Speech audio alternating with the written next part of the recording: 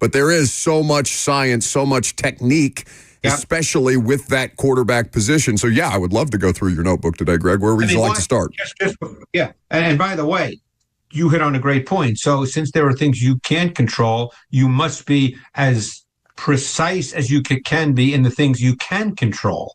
And think about it, someone like Tom Brady, arguably the best quarterback ever to play. What did he do every offseason? And unfortunately, his quarterback coach, I believe, has since passed away. But he would go out to California, and I believe the gentleman's name was Tom Martinez. And every offseason, he would go out there and just work again and again on his fundamentals, repetitive mechanics.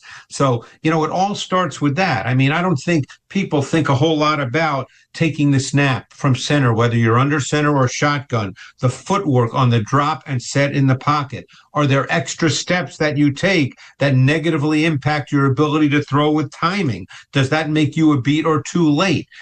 These are all important things.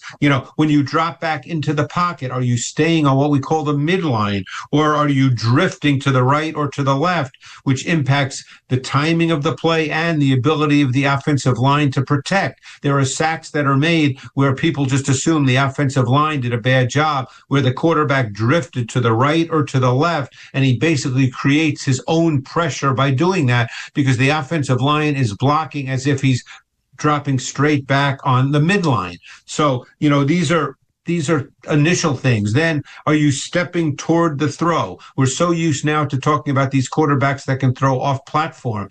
Hey, that's great if it's demanded, but if it's not demanded, you should be stepping toward the throw. Are you transferring your weight? Is there some kind of core torque where you then can drive the football? What terms that they use are clearance, transition, balance, and weight transfer. All these things factor into how you throw a football, and unless the defense dictates otherwise, this is the way you should be throwing a football.